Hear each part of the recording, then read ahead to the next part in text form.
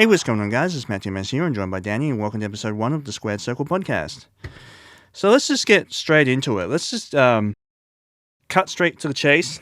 I'm just gonna. All right, you go first. Actually, I want you to tell me your first memories of this beautiful thing called professional wrestling. Professional wrestling. First of all, it's not beautiful. It's the ugliest thing I've ever seen in my life. Have you seen the stuff that happens? Yeah, Man, people die, drug abuse. Anyway, necrophilia. Man. The works. It's all there. It's beautiful. Yeah. Anyways, think. Okay. I guess when I first started watching wrestling, it was like back in. Because I watched it like a very young age too. I think I was around 5 or 6 years old when I started watching wrestling, specifically WWE, because that was the only thing that was airing at on the channels and all that stuff. And my parents were really into wrestling as well. Yeah. So, through them, I became a wrestling fan. But nowadays, they don't seem to be much of wrestling fans anymore. But here I am, becoming more and more hardcore towards wrestling because like I've been liking other stuff other than WWE. But staying track on WWE, think the earliest like memory I can recall from like watching at WWE at the time was when they were trying to reform back DX in 2006. Oh, great! So you started watching when I stopped caring. I think. Oh man, if I try to remember earlier than that, I feel like I watched it around the time when. I mean, of course, at the time John Cena was still champion at the time. I remember watching it when the Edge and John Cena feud was starting about. That's my earliest memory of that. I'm not too sure that was back in 2006, but that's the one thing that I always remember about during that time, because the Edge and John Cena feud was like one of the best things that was going on.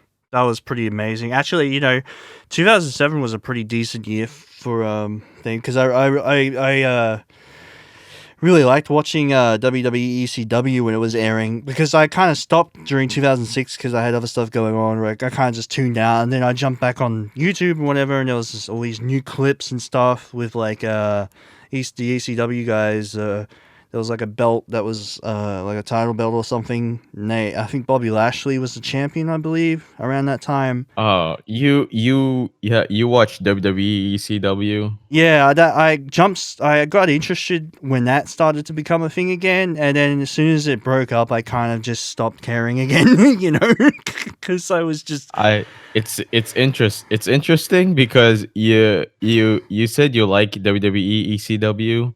Yeah, no one else did. Everyone hated. Yeah, WWE, I know. That's the weird thing. It's and you said you were watching when Bobby Lashley became champion. Everyone did not want Bobby Lashley to become champion. They were either wishing Rob Van Dam or CM Punk would become ECW champion in that Extreme Elimination Chamber in the December to Dismember pay-per-view. Oh yeah, that was. Oh my god. I do remember watching the ECW One Night Stand 2006. I think 2006 pay-per-view. I forgot. I forgot how I was able to watch as well. Yeah. Yeah, that was a 2005 one, but I watched the 2006 one. I don't remember how I watched it. I think my parents bought like a box office kind of thing. But like, they like rented a channel for a month or something like that, and I was able to watch it. You could, back then you bought pay-per-views over the phone or whatever. I forget how it worked. It was so long ago. Well, I was a young child back then, so I don't know how it works as well. But I remember when I watched ECW One Night Stand, and when it came to the main event, which is between John Cena and Rob Van Dam for the WWE Championship. As a little kid, because I was a big fan of Cena, still am. I was like, why are they booing Cena? Why are they saying all these mean things about Cena? And then as I grew older and I saw, like, How obnoxious he started was. to get, I started to, I started to get more into wrestling. It's just like, oh, I understand why. They chanted all those really bad stuff about Cena. Yeah, it's They were like really crazy too. I think that was like the most wildest, most reactionary crowd ever, people because people they all really wanted Rob Van Dam to become champion. I felt like if John Cena won, a riot would actually start. That's yeah. how crazy the ECW fans are. Yeah, those crowds back then were pretty wild. I mean, even as far as 2007, like the crowds were still going really. It was still really heated, really hot. Um, Yeah. like they, it's. I think because all the ECW guys were still like just hanging on, and then I think there came a point where like the appeal was just not there anymore, and I kind of feel. The appeal wasn't really there from the start. From Yeah, the I know, start, but honestly. whatever little appeal was left pretty much vanished. Mm. and Well, it's kind of interesting to see like ECW in its later years be something similar to what NXT is like nowadays. yeah, but yeah, If I I if, guess I guess when it finally became NXT, I was like, oh, okay, so now we've got a platform for new and people to then come in and Yeah, I did actually watch NXT when it first started, when it was the whole thing where, like, oh, you have to carry this keg around the ring, and then fuck it, like stand on a pole, stand on a small platform and knock the other person off with this thing, and oh, you have to down soda to win. I only remember that because I in have WWE no 2K19 for recollection of Daniel that. Bryan showcase, yeah, in Daniel Bryan's 2K showcase mode in WWE 2K19, he mentioned that he's a vegan, so he can't eat meat. So instead of a hot dog eating contest, he had to drink soda. Wow, that's healthy. Yeah. So if I felt like if they had like vegan meat or something like that, they probably kept it. But because they didn't have it at the time, had they had Daniel Bryan just down soda. Like, I don't know how many cups of soda. It was the first years of NXT were it wasn't that great, honestly. I Yeah. guess I guess one good thing was that it introduced us the heel Michael Cole, but it also Mm, introduced us the heel Michael Cole, if you know what I mean. Because yeah. yeah, in NXT he was like, heel Michael Cole was okay, but then when it came to the main roster, it didn't belong. But not really didn't belong. It was just too much. It it Mm, didn't feel it didn't feel that right, you know. yeah. That was cool though to see a new program come out of the brand though, but a new brand to come out of the product. I kind of feel like this was the beginning of a new era in a way. Like whatever remnants of the Attitude Era were there, they almost all of it was gone. It was kind of like a new, refresh start. Um, Yeah. but you still had Kane, you still had Undertaker, you still had well, actually, a lot of the Attitude Era superstars, but they were really getting on. Like they were getting in their Yeah. 30s, 40s. So it had the NXT was kind of like something they brought out to be able to give new talent a chance to be able to become the next best thing. Whether or not that Mhm. it was successful in doing that, I got no idea. But I mean, we did get Daniel Bryan, right? He started on NXT. Yeah. Daniel Bryan, best wrestler of the decade. Fight me. Oh, you know No, what? I'm serious I about agree. that. I kind of feel like he was really good in the ring. Actually, his moves, his technical proficiency was very high. If you've seen some of the moves he does off the top rope or whatever, it's like really smooth. Yes. It's like slow motion. I remember seeing that match between him and who was it? Oh man. Either way, Daniel Bryan, man. I tell you what. He's one of the best wrestlers WWE has right The now, and his how I say his gimmicks that he's had over the years isn't bad either. He's not like the typical bland wrestlers like, oh, I'm a wrestler. No, That yeah, he no, has the look. the He's got the look, man. You just look at his face. It's like, oh shit, he's a wrestler. Makes like on sense. like when like like the wrestlers these days, there's not much character in the WWE. There's no more how to say gimmicks in WWE anymore. It's Well, all, oh, I'm a wrestler. I like to wrestle. I want to win a championship. Oh, I want to fight you. Oh, I want to fight you as well. Let's all fight. well, I It's mean, just nah. there's kind of a generalization of what's actually going on, but like if you go back in time a little bit where wrestling gimmicks were literally everywhere, it's definitely a difference compared to now. Comparing the Yeah. old days to now, like you don't see people walking around carrying scales to prove that they're super heavyweights when they're only like 100 pounds.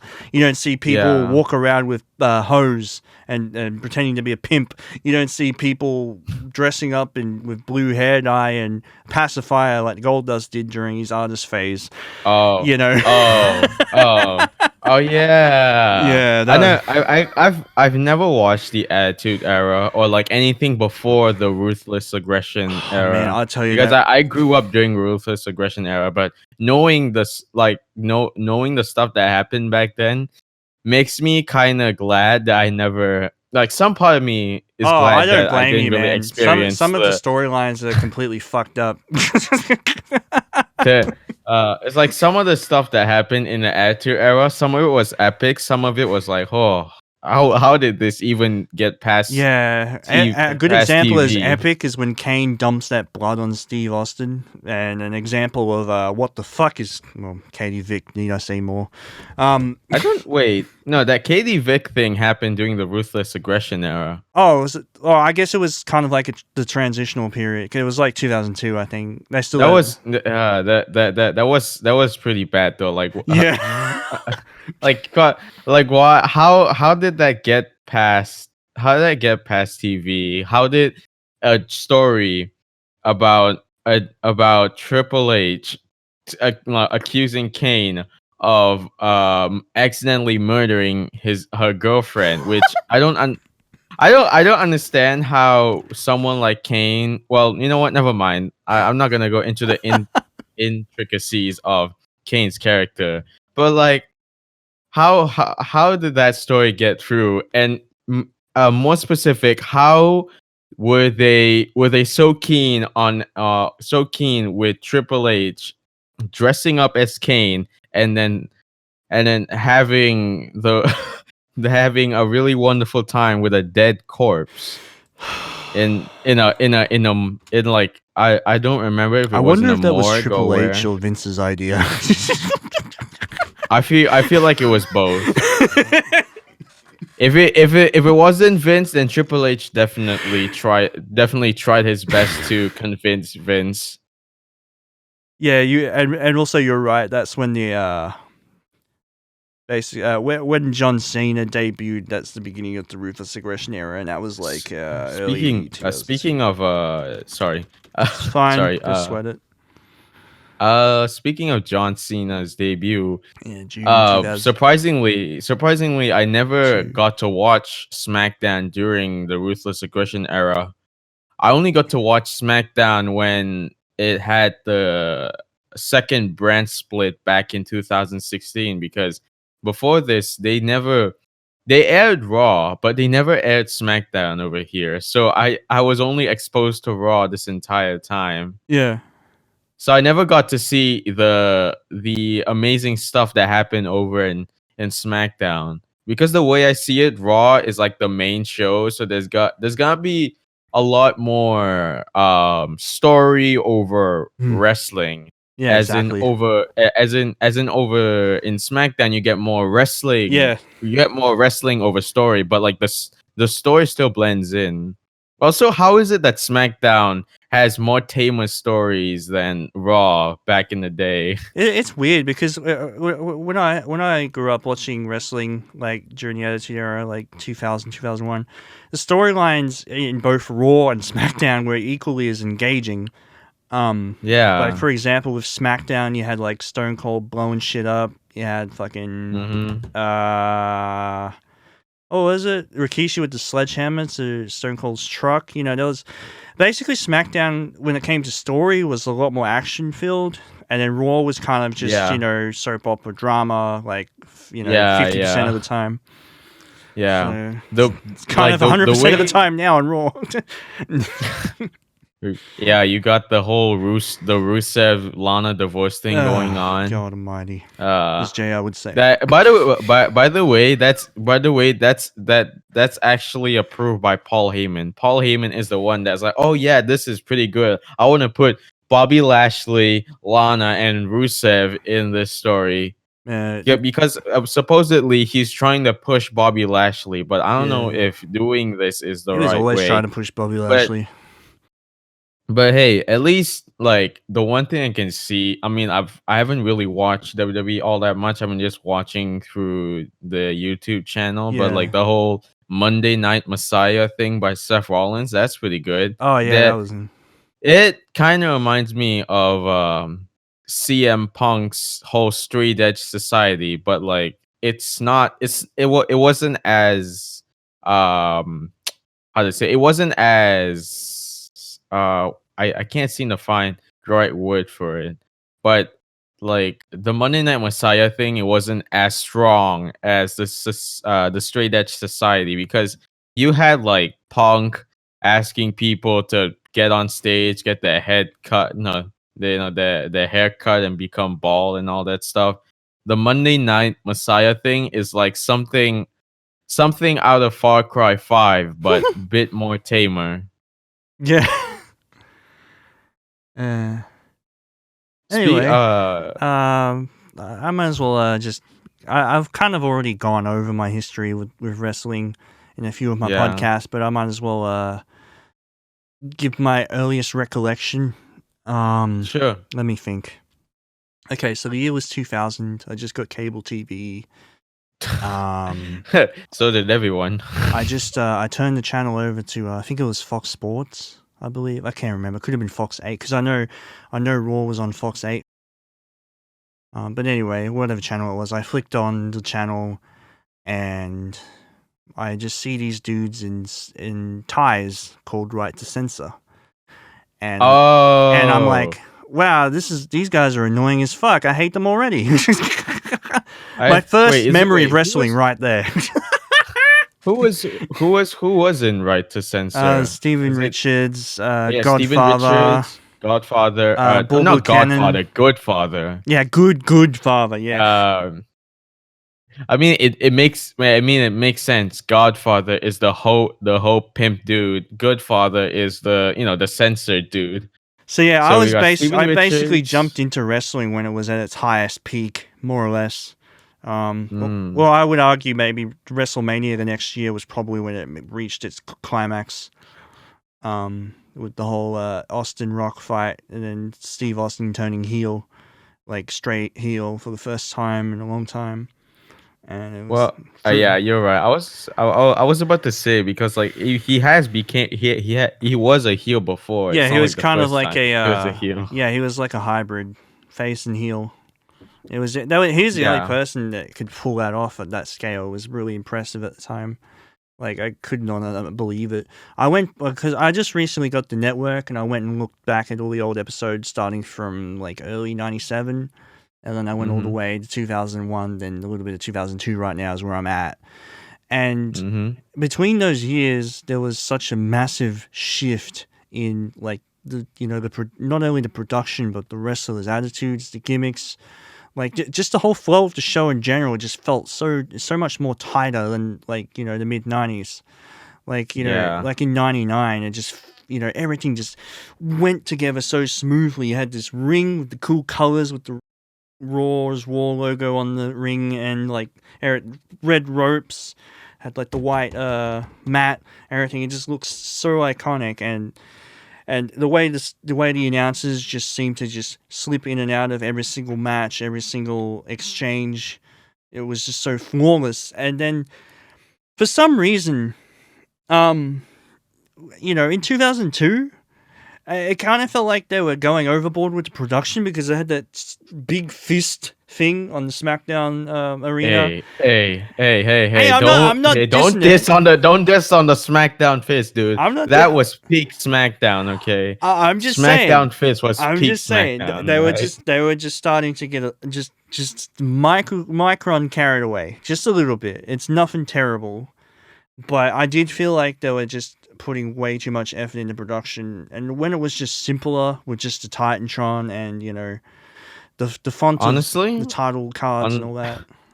Just honestly, I like it. I like it better when they actually put effort into the production. Nowadays, yeah, yeah. Like you can actually see they're actually putting effort, but nowhere as near as back then. Because now it's like it just doesn't feel the same, and it's like how to say it's like a yeah, mountain of things. Like it's slowly built up from the stories being not so good to the announced team being not as good, and then the crowd starting to get less and less interested, and less gimmicks, no compelling stuff and all that. It just slowly start to build up, and now I feel like it's not the same as it was. yeah. That's And the thing that just threw me off. I just felt like they were just making the arenas just way too flashy. I didn't have an issue with just the Titantron, but I mean, people like the design of the.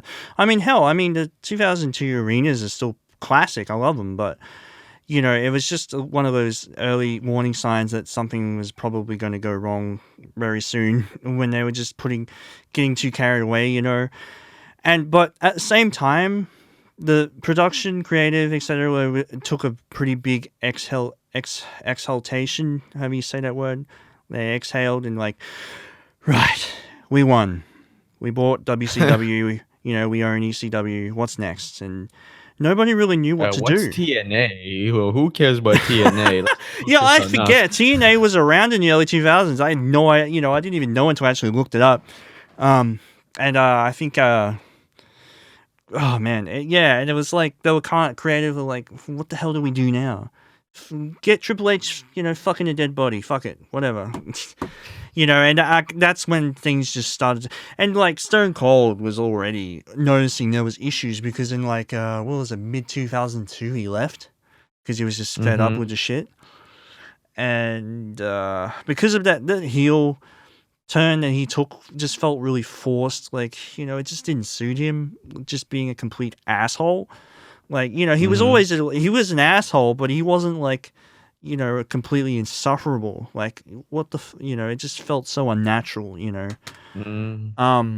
got to have some motive to your actions. It didn't feel like Stone Cold really had any motive. He just wanted to just be with Vince just because he has to, because he turned heel. It wasn't any, outside motive besides whatever. When when he turned heel, that was like a moment right there. But then after that, there wasn't really much point to why he turned heel, though. The whole invasion thing was a complete disaster. I mean, some people like it. I myself, if they did it right, it would have been great. But yeah, no, exactly. it had to be a Vince McMahon ego trip. I mean, I like Vince. I respect Vince. I think he's a genius, but some of the stuff he did was kind of I mean, yes, he's done a lot of things for the wrestling business, but nowadays it's not really that great anymore. no, It's it's like people say, I don't want to say that he's out of touch, but like there's a moment in time where you have to surrender the power to someone else. They'll be able to carry to be able to carry that kind of control. Paul Heyman's a good choice as a writer, but what he's been doing lately isn't really that good. What he has been doing lately is some dude cheating with some other dude's wife. So Well, Paul Heyman helped write some of the best wrestling storylines in history. I mean, if you look at the ECW stuff, it was like just absolutely insane, But I never really watched ECW back then. So, I was like, oh, I never really knew what ECW was. And then like they brought in ECW into WWE. I was like, oh, hey, they have another brand of show alongside SmackDown and Raw. I never really knew that it was an actual a wrestling company outside of WWE. And because back then when you first watch wrestling, you think, oh, WWE is the good guy. Don't trust any of these other companies. You kind of get brainwashed into that. But nowadays you kind of see how much they influence the product. Yeah. Like ECW basically is what caused WWF at the time to move in their new direction. And showing people this new extreme style of wrestling, which eventually creative picked up on, and we're like, hey, let's have some table matches, let's have a ladder match, let's bring the Dudley Boys in, let's bring Cactus Jack back. It was just quite amazing the way that all panned out. But as with most things, over time, people lose interest. And, by 2008, ironically, around the time we started watching wrestling, a lot of those people kind of vanished, and I kind of tuned out. But I've always been a fan. I've always watched the product. Whenever I can, I'll tune in. I'll load up some highlight videos and post them in my Discord. I'll go back and if out of curiosity, I'll go and watch some stuff from like 2009, 2010 to see what I missed, and actually be impressed. I'm like, oh shit, that's not too bad, and it's like, because I kind of rid it off. I rid it off as just I can't do this PG shit, but some of it was pretty freaking good, so it's you kind of have to just don't really look at it at face value. You kind of have to really have an open mind when you jump into, well, you got to have an open mind to jump into wrestling in general, because it's quite this spectacle. People, you hear the same old, wrestling's fake. Well, no shit. If it wasn't fake, people would be freaking breaking their necks and killing themselves, Yeah. And then the whole like, oh, anything can happen in the WWE, and I'm like, yeah, anything can happen in the WWE. I'm looking at the cheat sheets right now, the dirt sheets right now. I know exactly what's gonna happen. I'm like, yeah, anything can happen in WWE. I've seen some dude have sex with a corpse. I've seen somebody. I've seen a bald dude burn a commentator like alive, and then of course all the other crazy stuff that happened. And it's like, at this point, what else is new? Undertaker embalming Steve Austin. What? It's basically you mean crucifixion? Yeah, like, I guess. Yeah, he was gonna stab him with a dagger or something. Like, what? I thought he wanted to do that to Stephanie. Oh yeah, he did actually tie her up to that thing as well and try to marry her or whatever. Stephanie. Oh my god, Ministry of Darkness was a pretty interesting faction though. I mean, they were heel stable, but at the same time, you couldn't help but like them. Like, I really liked. Undertaker in '99 was pretty sweet. Like, his design, his costumes, pretty badass. But I don't know. Like, between Undertaker and Biker Taker, I kind of like Biker Taker more. I would have to agree. I still like Undertaker, but like Biker Taker was damn good. Yeah, having a Limp Bizkit theme play was just epic. Yeah, the Limp Bizkit theme, and then riding his motorcycle around. If I remember correctly, I watched the video. Of Undertaker's American Badass debut, and like when I watched it, I was like, wow, this is a pretty good debut for the American Badass character. He was literally riding, like, he rode the motorcycle and he was almost about to hit Vince and other people as well. that was like after he like knocked out some of the dudes that was going after him, and then like after he made he like rode around the ring, Mm, he like stopped, revved the motorcycle, yeah. and then just rode the motorcycle and chasing Vince McMahon and the other people, and it was so damn funny. Yeah. Well, was It was that like just was that on Raw? yeah, that was on Raw. While that was happening, Triple H and The Rock were fighting. Oh yeah, So I remember that out there. I think. Yeah. Yeah, Judgment Day happened before that, I think. Man, that's one of the most epic moments. Like Judgment Day when Undertaker comes in with the trench coat and just freaking destroys everyone. Oh man. yeah. That was like, oh man, that's And then pretty Triple good. H ended up, winning from interference. So, Yeah. shit. Of course. I mean, it's everyone goes, "Lol, John Cena wins." There should be a thing where it's like, haha, Triple H won.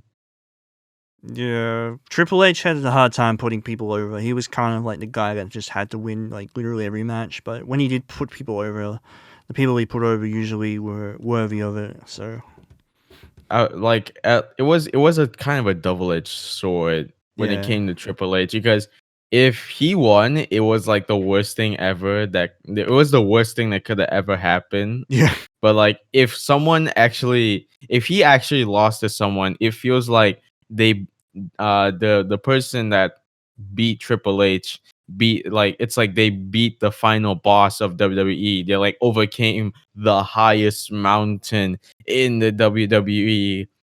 Yeah, and like overcame all evil, and they are on top of the world. But like it like when somebody beats Triple H, especially when he was in his whole reign of terror and the whole McMahon Helmsley thing, yeah. The game. it was like it was like, man, it felt so good that somebody beat the crap out of Triple H and won against him. But then of course during his like reign of terror BS, of course every time someone beats him 1 or 2 months later, he wins back against them. So there was not much point in them Yeah, beating there was him. an extremely high amount of title changes in around 2000. Like, do I, Well, you mentioned that in WWE there were a lot of title changes. At least it wasn't as much the as hardcore title? title changes that happened in WCW back in 2000.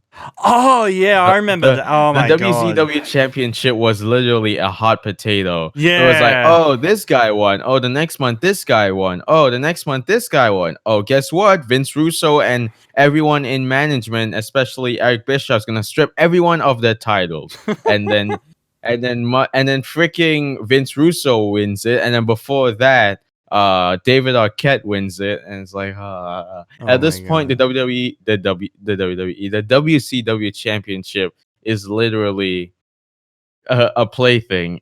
There's not much value to it now. Oh man, it was just I guess because they were like they were trying to make things interesting, but like at the same time doing everything in the span of a year, like trying to cram, I feel like, years and months of storylines and all that stuff into like 1 year is just that just sucks, honestly. Yeah. Arguably, I'd say the year 2000 was kind of one of the worst years for wrestling. You had, WCW in 2000, Yeah. WrestleMania 2000, with the whole four corners of McMahon match, and it's like, Yeah, I didn't really like the main event of WrestleMania 2000. Ironically, because I kind of felt like it was just, Vince got beat up. Mick Foley got eliminated. Boo. It's just boring. I don't know. I just don't like it. who actually got eliminated first in that match? Was it Big Show or was it Mick Foley? I think it was Big Show. I can't remember. If like if I'm not mistaken, like earlier before WrestleMania, Triple H retired Mick Foley, and Yeah, then No he Way came Out. back for WrestleMania. Mm. And so it would be pretty embarrassing if Mick Foley, if because I never watched the match, so I don't remember the result of it either. But it would be pretty embarrassing if Mick Foley got eliminated first. Like literally came out of retirement just to get eliminated first in the fatal four-way match. You know, if anything, I really liked the hardcore battle royale more than anything in that WrestleMania. That shit was insane. I mean, Wait, just that was a hardcore battle royale? yeah, in WrestleMania 2000, it was just like it was like what, 15 people, 20 people fighting for the hardcore champion, and like the title changed hands like 10, 20 times during that match. Well, I mean, I don't know. I never watched WrestleMania 2000. It's nothing really that great. I mean, but it's not bad. I mean, I would argue the pay-per-views of 2000 were probably some of the best in the entire history. But you know, WrestleMania didn't really do much for me. I kind of felt like it was just really bland. I don't know. It's whenever I watch that elimination match, the Fatal 4-Way, it's kind of like, it just doesn't work. You know, the energy's just not there. But there is this really cool part where Mick Foley does I think he does like an elbow onto the announce table, and it's like Who? Mick Foley. Yeah, he Oh, tries. I think he tries it on Triple H, and he actually hurts himself while he's doing it. I believe. I think he mentions it during his like audio book or pod or yeah. How did he hurt himself? whatever. He landed like too short. He didn't make the jump. Oh, no, that well. Like he barely made it. I don't even. I can't remember. I mean, like, I guess someone like Mick Foley wouldn't, because he like the dude is literally a living pincushion at this point.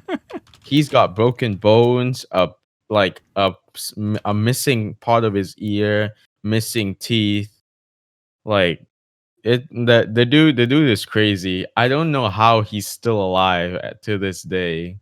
Mick Foley, he's really lucky to be alive, honestly. he is an enigma upon inside an enigma.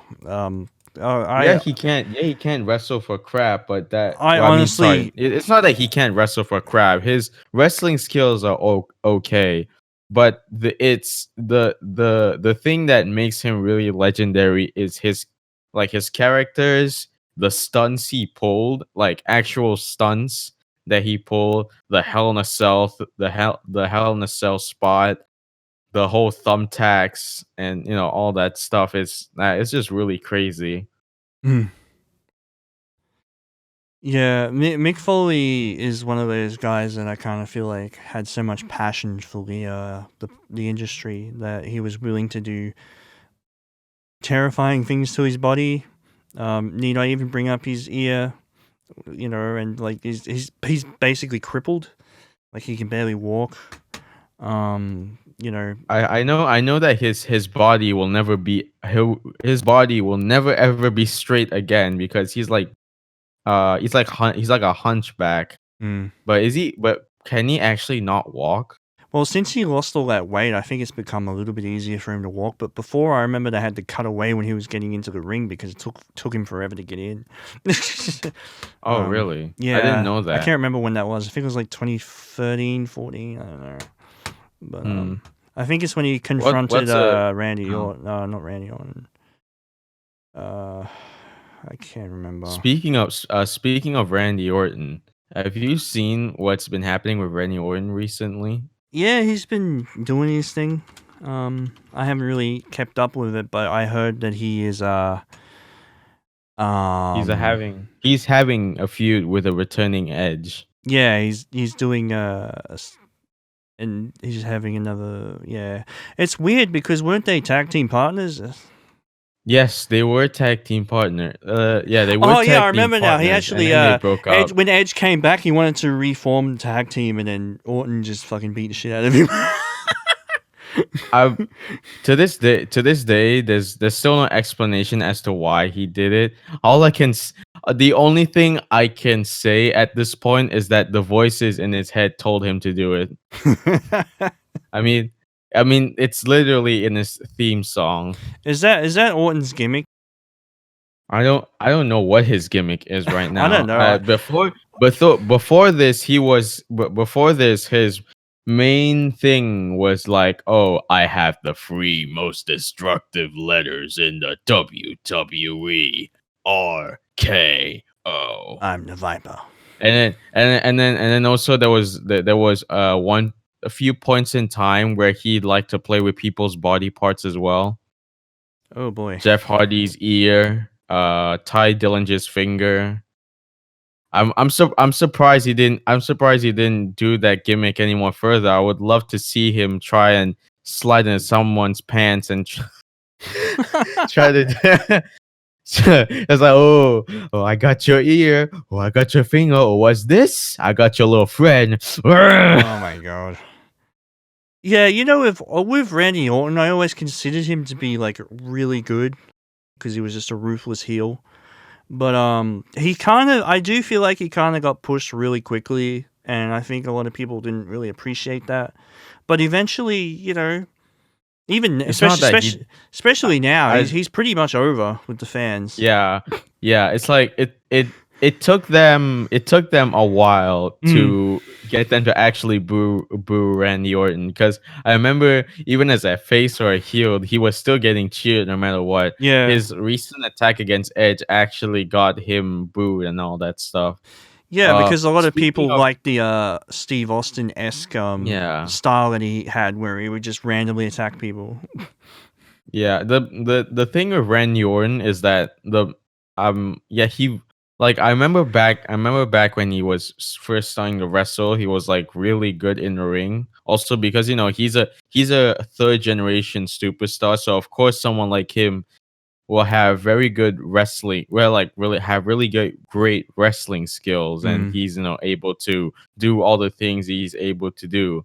But after he like broke his he broke his collarbone, or like he broke his shoulder, something like that, right? Oh yeah, I remember that. Yeah, that's when I feel like he started to slow down in the ring a little bit. Understandable, but like everyone kind of like everyone gives him a hard time about, oh man, he wrestles so slow in the ring. I can see that, and I understand how you feel, but at the same time, the dude has been around for a while. Yeah, he's but like starting to I come do around. feel like he needs to like step, like, kind of step it up a notch, get a little bit more faster in pace, because it's like, oh, his gimmick is that he's the Viper, he's a snake, he takes his time to dismantle his enemies and all that stuff. But like, yeah, that works, but at the same time, just trying to watch most of his wrestling matches like that kind of makes you have a hard time trying to pay attention to his matches sometimes. Yeah. But I always liked Randy Orton's wrestling style. Like you said, I think he said he's a third generation superstar, I believe. Yeah. So It runs in the his family. matches. Yeah. Yeah, his matches nowadays, if he's fighting against someone that's like fast paced, like a high flyer, or anyone that wrestles at a really fast pace, that's when I feel like his matches nowadays are pretty good. If he tries to wrestle with someone slow, is I don't know, it doesn't help him really. No, it doesn't. Yeah. I actually do kind of miss when he did like the drop kicks, and I don't remember if he still does drop kicks. Man, Randy Orton versus Mick. Randy Orton versus Mick Foley at Backlash was an incredible match. He works well with slower people, I noticed. Sorry? He works a lot better with slower people, I noticed. Really? Like, if you've seen Randy Orton versus Mick Foley at Backlash 2004, that shit is just incredible. I mean, technically, that match is like is like a hardcore match. Yeah, as no well, holds right? barred. Yeah, so like, of course, a match like that is gonna be very enjoyable to watch. But at the same time, it's like you watch these guys put their bodies on the line, and then the thumbtacks. every time I see someone land on a bed of thumbtacks, I just cringe, and it's like, oh, look at that, all those little And then thumbtacks are sticking into his back. there's really good imagery, like when Foley puts the barbed wire and just he like just laid it into his forehead with the blood oozing out. That was pretty cool. Like, I know it was a work blood cut, but it still looked cool when it was the way it was executed. It looked like it was real. I mean, like technically back then he was the legend killer, so he was really into killing people. Sorry, not killing people, killing legends. Mm. So his whole I feel like so far, like his most famous gimmicks is just he's either the legend killer or he's the Viper. That's it. It's either he wants to be famous at the expense of, or at the expense of old time wrestlers, or he's basically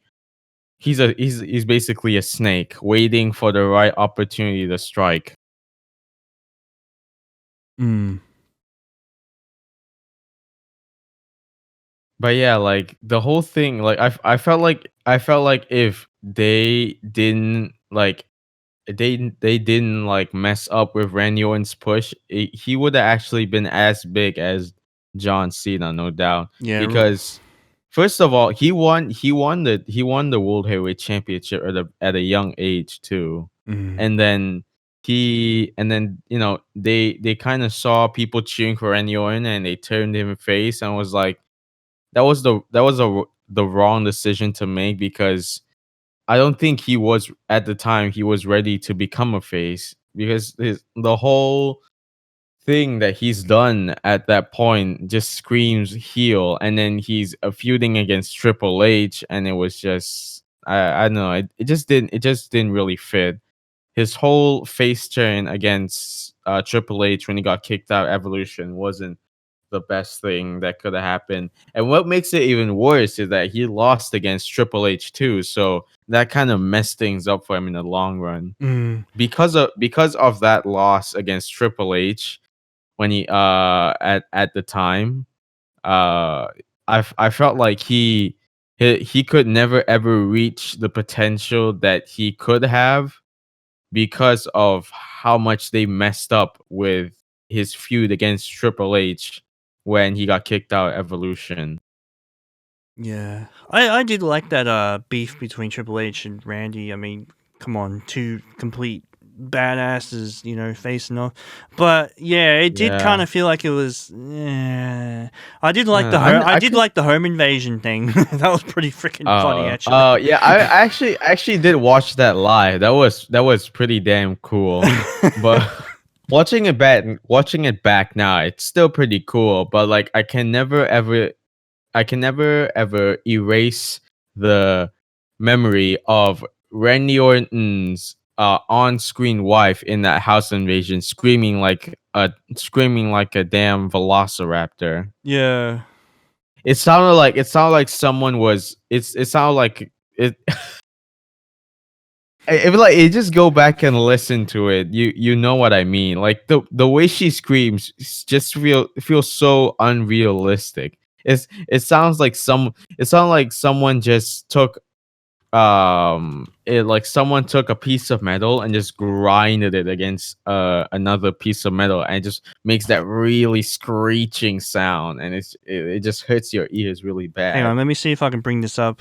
Just wait a minute, give me a second. I'm just gonna play it back on YouTube. Hang on. Oh no. There she is. She's not saying anything. Gotta wait for her to scream.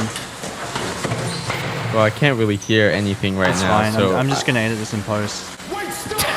Don't get the door! You see what I mean? It's like Oh my god, that's amazing. like how do you have that kind of vocal cord? Oh my god, that's incredible. But yeah, I felt like other than that moment, I never really could get into Triple H versus Randy Orton, because I don't know. There was something about the feud that didn't feel as interesting as it could have been. I like how when Triple H comes through the door, some dude just comes darting across the room. Really? Let me. Really? I never noticed. I'll insert that in post just to show you guys. Look at this dude. He's like, "Fuck this shit. I'm out of here." Oh my god. But yeah, that was some good times, man. That, you know, WWE was still pretty entertaining, even as you know, that year when that happened. So, you know, pretty funny. That's the only thing I remember the best about Triple H versus Randy Orton feuds was the home invasion one. Literally smashed the sledgehammer through a door. Oh yeah, it was March 9th, 2009. Yeah. Yeah, it's like and then the whole scream, and then it was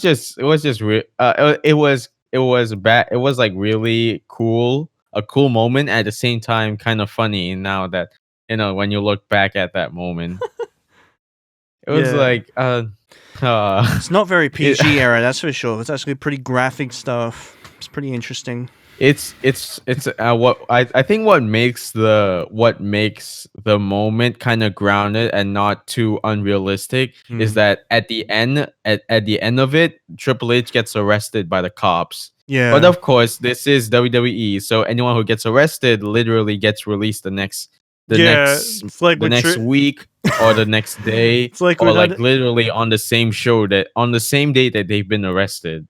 It's like when Undertaker got arrested, he was like, "I'll be out in 12 hours or whatever." I forget when that was. I think that was when Triple H was like setting him up with like a restraining order and trying to get him to go near Stephanie or whatever. It was pretty funny. I think that was like 2001. Oh, okay. I was like, I never heard of this. And you know what's pretty funny? You know what's kind of funny? It's like, oh, someone got burned alive. Oh, someone literally got run over by a car. Oh no, somebody broke into that house. You know what will fix it? Sending them into the authorities? No, a wrestling match. Fight to the death. Oh my god! Literally, I feel like they were literally technically they kind of did it with Carlito's bodyguard stabbing John Cena, and then you know what? Instead of reporting to the authorities, let's have a wrestling match. Carlito, your U.S. title is gonna be on the line because your bodyguard tried to kill John Cena. It's like, no, we don't get the cops involved with this. Let's just let the two men that tried to kill each other actually kill each other in the ring. Yeah. It's just dumb. But man, I love I love wrestling. I love WWE. No matter how much I get uninterested with how WWE is, especially nowadays, I just can't seem to not tune back to watching it. It's like, you know what? Let's see how WWE is these days. It's like no matter what, I will always go back to WWE because like that's what I've grown up with, wrestling wise. I've never been exposed to New Japan Pro Wrestling or Ring of Honor or Pro Wrestling Gorilla or recently there's been AEW, but can't watch it because they don't air AEW here. I could watch AEW Dark, but like I prefer to watch Dynamite. But getting back on track with WWE, it's like something about WWE. It's like it's a love-hate relationship. It's like having a relationship with someone. You either love them or you either hate them, but no matter what, you will always go back to them. Yeah. It's like, just, I sit here and bitch about current product, but at the end of the day, it's WWE. I'm always going to check up on it. Even at the spot I'm at, like, 30 years old, been watching since the Attitude Era. I still like to tune in every now and then just to see what's going on. And the whole thing with everyone arguing about eras and everything, I feel like the Attitude Era was like the peak of WWE, and it was like the best moment, best era for WWE with like story wise and all that stuff. And like when it came to the Ruthless Aggression era, that it's also one of the best eras as well. Yeah, it wasn't bad.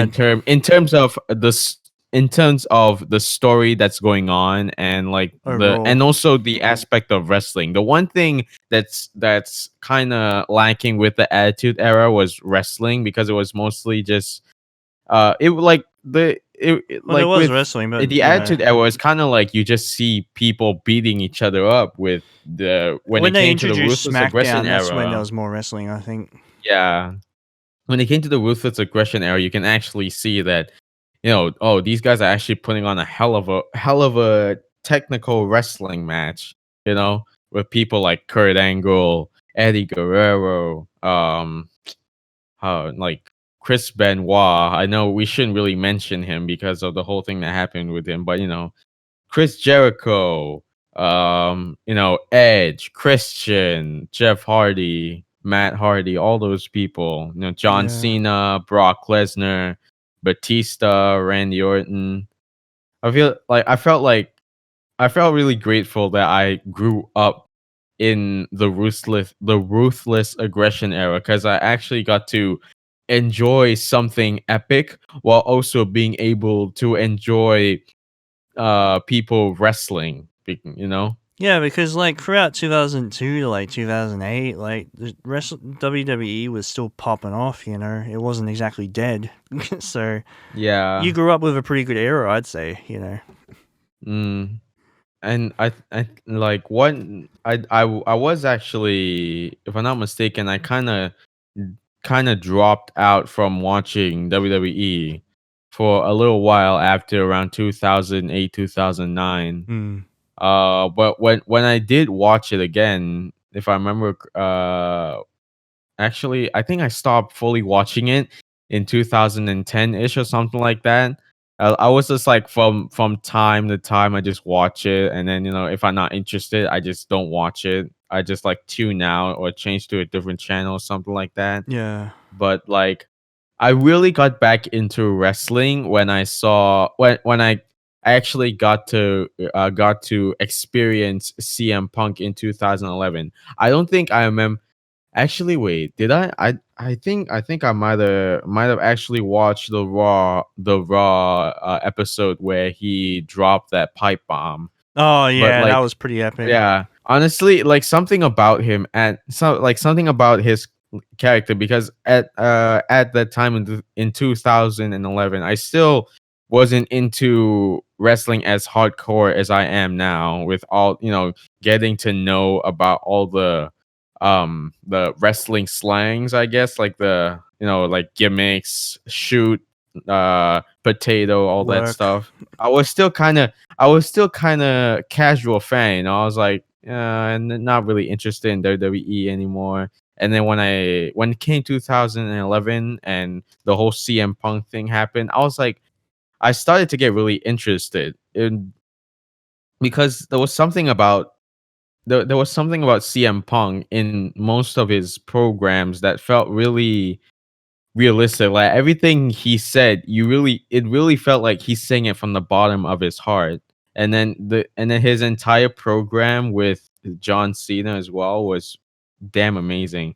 To this day, to this day, I haven't really watched the 5-star match that CM Punk and John Cena had in Money in the Bank in 2011. But I Hmm. was fortunately able to watch the one match that they had on Raw. I think, if I'm not mistaken, John Cena and CM Punk were going up against each other to get the opportunity to face The Rock at WrestleMania for the WWE Championship, because I think it was in like 2012, 2013 that John Cena won the Royal Rumble for a second time, and CM Punk was like, you don't deserve that spot. I want to face The Rock for the WWE Championship to reclaim what I lost, and they put on like a banger of a match too, when they were Yeah. fighting against each other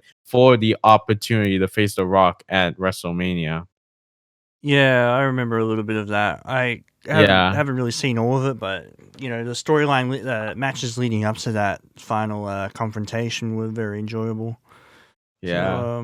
yeah, It's just, man, it's just like watching uh watching CM Punk versus John Cena. It's always very entertaining. Like I never felt like they had a bad match every time they faced against each other. Honestly. no, it was pretty epic.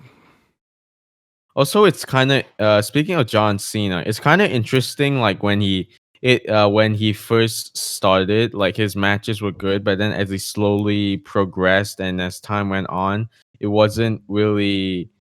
I mean, yeah, there were a few matches here and there that he had bangers with, people. But it's only when he is actually getting older and older that he's having such amazing matches with like tons of people like AJ Styles, Kevin Owens, um like all these great matches that he's had with people recently.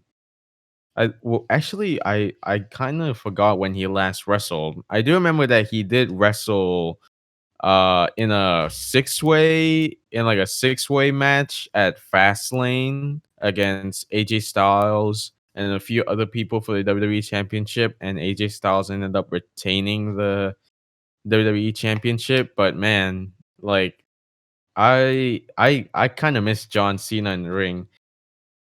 Yeah, This is John's coming from a John Cena fan, as uh, not from me, a John Cena fan. Of course, I had moments where I didn't really like him all that much. I was starting to grow tired of him, but like I've like throughout the years, I felt like he's a hell of a I worker. like even if I hated him, I was still interested in him. So He's a hell of a like worker, man. He put in the yeah. hours. Yeah. He might not be as big as The Rock or John Cena, The Rock or Steve Austin or Hulk Hogan, but he damn sure is uh a wrestler that WWE made and everyone knows. Like I feel like everyone who doesn't watch wrestling or don't even know what wrestling is probably have heard about John Cena. Yeah, That's how big he is. either from the meme or other means of Yeah. discovery. Yeah. The Oh the man. John Cena thing, whatever it was. I And can't. his name is John Cena. Do, do, do, Yeah, that do. shit was all over Vine and fucking whatever. It's- Yeah. I Hey never guys, thought remember I'd when hear Vine was still Vine. alive? Yeah. I was about to say, I was like, oh, Vine. Oh man, that was actually a thing. Basically, it turned In into its TikTok, in and then I can't remember. yeah, in its death, it spawned musically TikTok. Huh. Both highly Yeah. toxic platforms. Well done, guys. But yeah, I guess I don't know, man. I you pretty much hit the nail on the head there. I do feel like as as time goes by, wrestling, it does kind of feel, it might not feel the same as it did when I was younger, but there's still an Yeah. appreciation for the sport. Yep. There's still when I throw on a AEW Dark episode or I'll load up Ring of Honor, I'll check out, the newest Smackdown. These people Mhm. freaking, work their asses off and put their bodies on the Yep. line for our entertainment. And, that's one thing that I really respect about it. I mean, because I know the trials and tribulations these people have to go through to get where they're at. I mean, sleeping in their cars, doing house shows in front of 2 people every day, and waking up the next day and doing another show. Just A the lot of sacrifice. A lot just of the sacrifice in the damage you're doing to wrestling your business. body as well, because even though these people are trained to absorb most of the impact when they take back bumps over time, that does build Yeah. up and your spine gets Yeah. damaged. So it's just because I attempted to I joined a developmental promo when I was younger because I wanted to join AWA, which is the Australian Wrestling Alliance, and it was a very small promo, not Isn't much there going on. another AWA though? Was that? What wasn't there another promotion also called AWA? Yeah, I or believe that something was like that? I think that was I can't remember, Arkansas. American Wrestling American, Alliance. yeah, I think that's what it. But yeah, there was Yeah. actually an AWA here as well, and Oh. there was a developmental house up the road, actually near where I live, and I actually trained in there for about 2 months, and I got booked for my first dark match as a jobber, and Jabba the Hutt. I gotta tell you, man, it was painful. After about 2 matches, I decided to call it quits. I just couldn't do it. Because once the first match, I dislocated my shoulder. Second match, I dislocated my other shoulder. So now I've got 2 dead shoulders, and well, there goes my career. So, Well, that's just, well, like when you're first starting out, I assume that you're gonna make a lot of mistakes because yeah. you are Doing those starting out, so clotheslines you're is what trying to caused the work injury. out the kinks. Yeah, you're trying to work out the kinks and everything so that when you do end up doing this for a very long time, you don't end up hurting yourself or hurting the person that you're working with and all that Yeah, stuff. because you're not supposed to do stiff clotheslines. The other person's supposed to fall down before you hit him in the head, and that's the point of it. Technically, they do have to make it. Sometimes it does look. Sometimes it's either it looks like they hit you or they actually hit you, but like you kind of work with them so that you don't take as much damage when they hit you. Yeah, what they taught us was basically to just go, like, just charge in full force and then stop at the very last microsecond. Just be like, like that, just to make it look like it was a really hard impact when it really wasn't. Basically, I see. Well, that's how I've they never work been punches anyway. Normally, sometimes they do them stiff, like if it's just like the chops, like across the chest, like that. Pretty simple, but that doesn't really hurt that much. You get used to it. But doesn't really hurt that much, huh? no, it's just it's really just a slap. See. It's just a slap. That's I all know, it is. I know it's just a slap, but I've seen people with chest looking like they just got mauled by a bear. Yeah, that'll happen. Especially if I remember correctly, Greatest Royal Rumble, Daniel Bryan, his chest looked. Oh man, I was like, oh Yeah, I'm pretty sure I was like, his chest had to hurt a those damn were lot. stiff chops, I'd say. And in that case, I guess he asked for that for realism, I believe, because wrestlers, they always plan out their matches before they go out there and do them, and I'm assuming he wanted to do that. So I don't know. Daniel Bryan before the match, I was like, okay, everyone that's coming out, everyone that has an entrance in the greatest Royal Rumble, I need you to slap my chest at least once and do it really hard because I like it. I feel like it's kind of funny now that I mentioned it. It's like at least one chop to Daniel Bryan for every person that's coming out. I just imagine Daniel Bryan is like lying on the mat and like down and out trying to sell, and then some guy just someone comes in, kneels down, and just slaps him on his chest really hard. Yeah. It's just like well, he asked for it, but it kind of looks weird that everyone that's entering the Rumble is literally hitting him in the chest, even when he's imagine he's like in a submission or something, and then someone new comes in, he's still in the submission, but they just slap his chest, and I'm like, what the heck? Sorry, not slap his chest. It's called a knife edge chop. Yeah. Chop his chest. But yeah. So what would be your favorite wrestling move? My favorite wrestling move? Well, try a top 5. Top 5. I mean, like, I guess like if you asked me when I was like really young back in the day, I would say, oh man, the FU, man, it's the coolest move ever, man. Or like, oh, the RKO, oh, it's pretty cool, man. Basically, neck breaker. Like those like moves that I kind of know, like from like there has been like a lot of moves that I like through the years, like the FU slash attitude adjustment, the Yeah. RKO, spear, the power bomb. Like I really like, for me, I like the simple looking moves, like simple yet devastating, like at like a RKO or a Batista bomb or a spear, you Mm. know, those kind of moves, like hard hitting moves.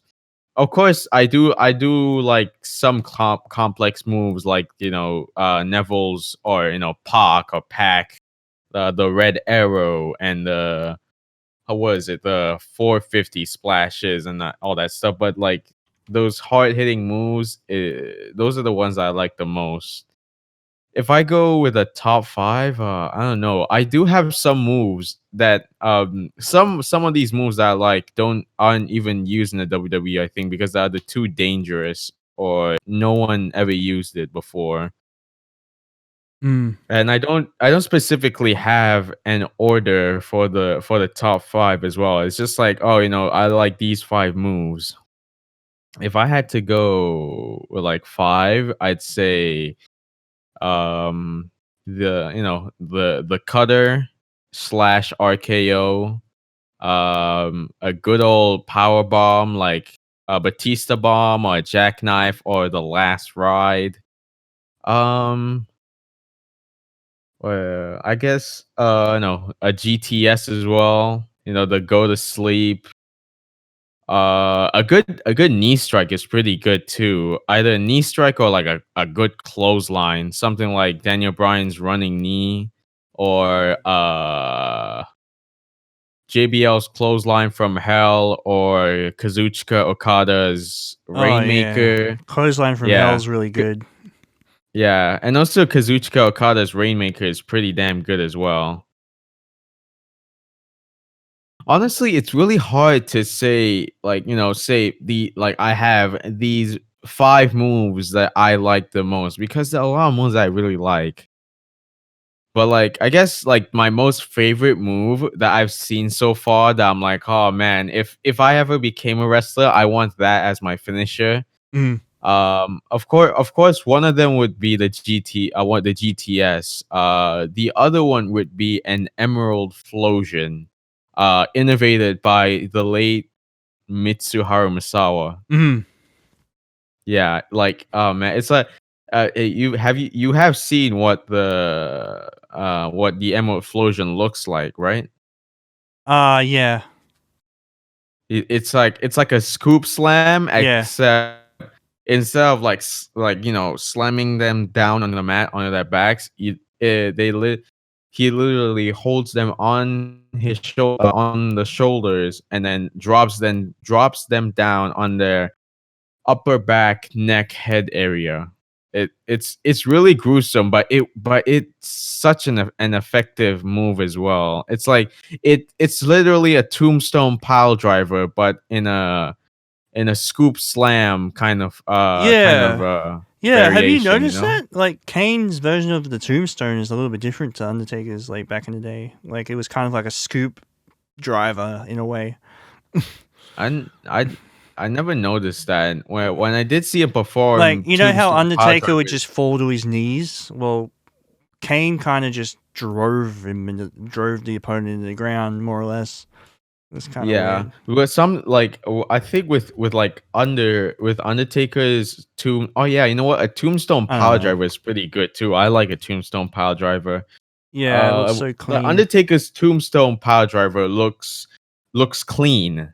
Mm, Kane's Kane's a bit Kane's sloppy. tombstone pile driver, most of the time doesn't look clean. It looks really messy, but like Especially the first that one kind he of did when he sells the debuted, coolest. it just looked really weird. It's like that. It But maybe that was the like point. it helps. It helps as well. It helps as well Separate that them. Kane's tombstone doesn't look that clean. It's like, oh, he doesn't. It doesn't look like he's holding him properly. Oh, it looked like he just dropped him on his Yeah, it head. just drove him, like, just, Yeah. like that. Yeah, Mm. you remember when Kane did Tombstone Power Drivers, there was a point in time where like he was like he was holding them, but he was like also holding one of their arms. Yeah, You remember that? I think Like so. he was holding one of their arms while he was performing the Tombstone Pile Driver.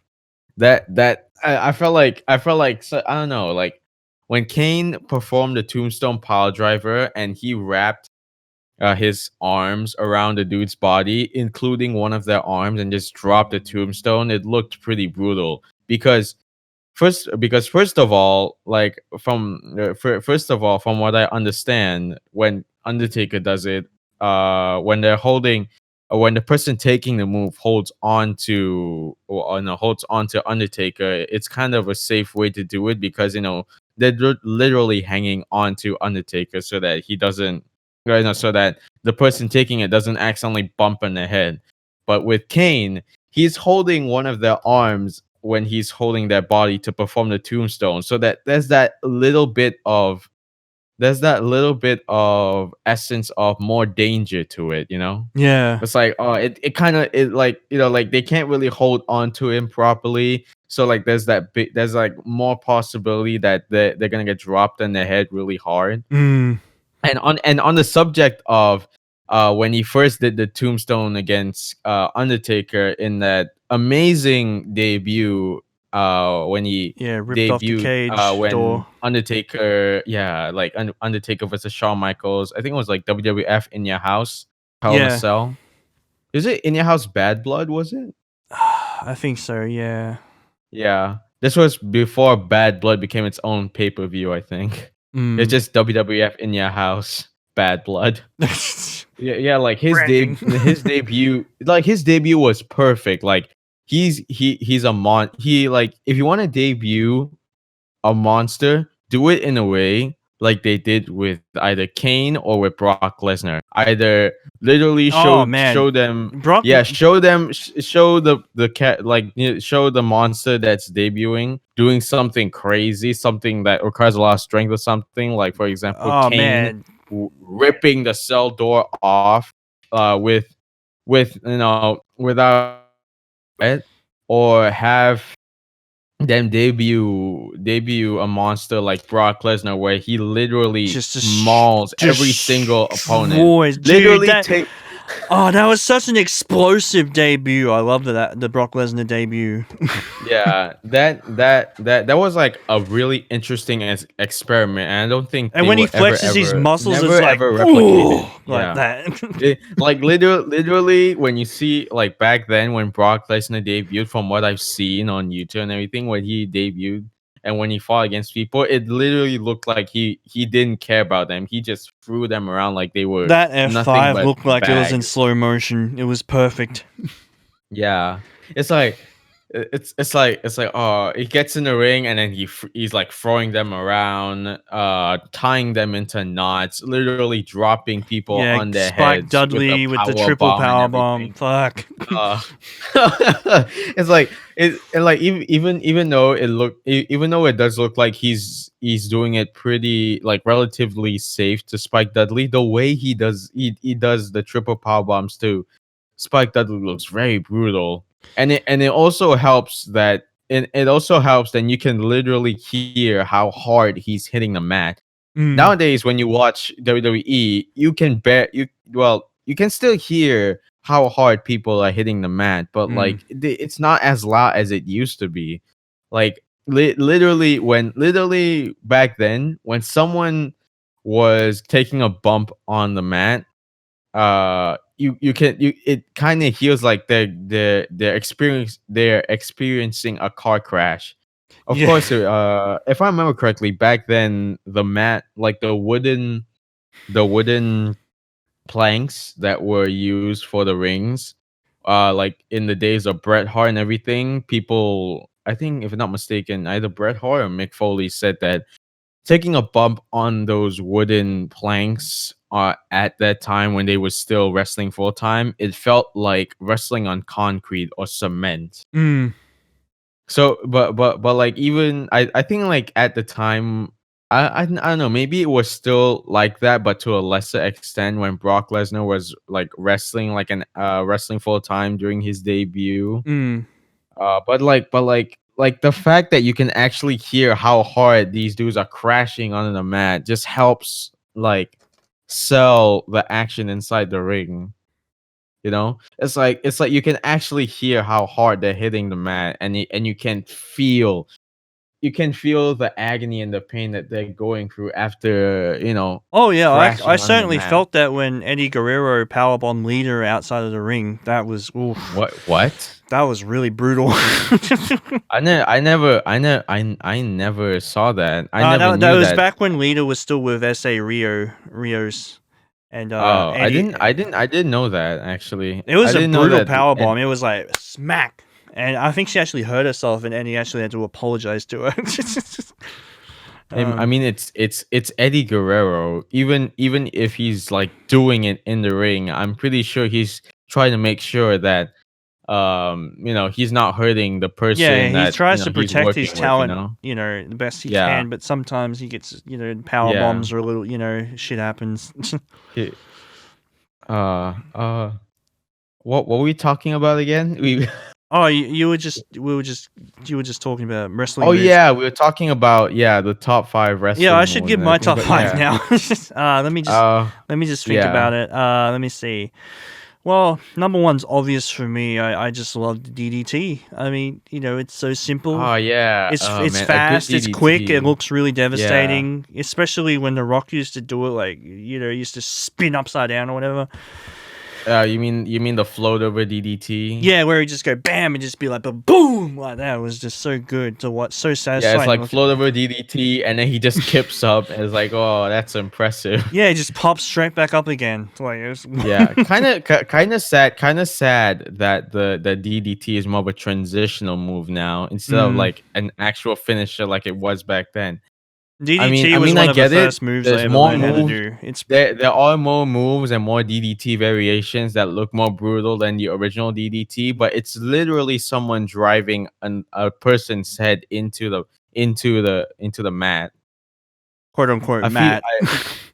I feel like that should be even if it wouldn't be like a finisher anymore, at least something like a strong grapple move, or like, a more brutal move, DDT looks very devastating, especially when like it's delivered and the guy receiving it is like doing like a headstand, like he's just floating in the air, and boom, and he falls back down again.